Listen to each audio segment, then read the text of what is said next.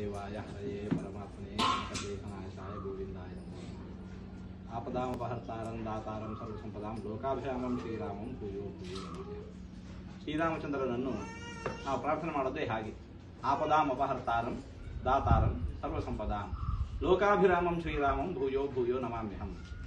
ಶ್ರೀರಾಮಚಂದ್ರನನ್ನು ಆ ರೀತಿ ನಾವು ಆರಾಧಿಸಬೇಕು ಅಂತಿದ್ರೆ ಆ ದಿಶೆಯಲ್ಲಿ ನಾವು ಸಂಕಲ್ಪ ಮಾಡಿದ್ರೆ ಸಾಲದು, ದೇವರನ್ನು ಹಾಗೆ ಹೇಳಿದ್ರೆ ಸಾಲದು, ನಮ್ಮ ಪ್ರವೃತ್ತಿಯೂ ಬೇಕು. ಯತ್ರ ಯೋಗೇಶ್ವರ ಕೃಷ್ಣ ಯತ್ರ ಪಾರ್ಥೋ ಧನುರ್ಧರ. ನಮ್ಮ ಪ್ರಯತ್ನ ಭಗವಂತನ ಅನುಗ್ರಹ.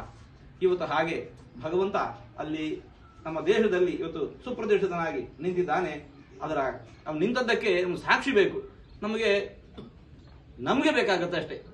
ದೇವರಲ್ಲಿ ನಿಂತಿದ್ದ ನಮಗೆ ಸಾಕ್ಷಿ ಬೇಕು ಅಂತಂದ್ರೆ ಇಂತಹ ಕ್ರಿಯೆಗಳ ಮೂಲಕ ನಾವು ಅದನ್ನು ಅನುಭವಿಸಿಕೊಳ್ತಾ ಇದ್ದೇವೆ.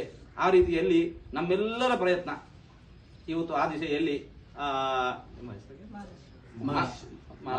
ಮಾಲಾಶ್ರೀ ಅವರ ತಂದೆಯವರು, ಅವರು ಸೀತಾರಾಮ ಅವರು ಕಟ್ಟಿರತಕ್ಕಂತಹ ಅವರ ಹಿರಿಯರ ಮನೆ ಅದು ಬಿದ್ದು ಹೋದಾಗ ಇನ್ನೊಬ್ಬ ಸೀತಾರಾಮರ ಮಕ್ಕಳು ರಾಜಗೋಪಾಲ್ ಅವರು ಆ ಮನೆಯನ್ನು ಒಂದು ನೂತನವಾದ ಮನೆ ನಿರ್ಮಾಣ ಮಾಡಿಕೊಡ್ಲಿಕ್ಕೆ ಮುಂದೆ ಬಂದಿದ್ದಾರೆ.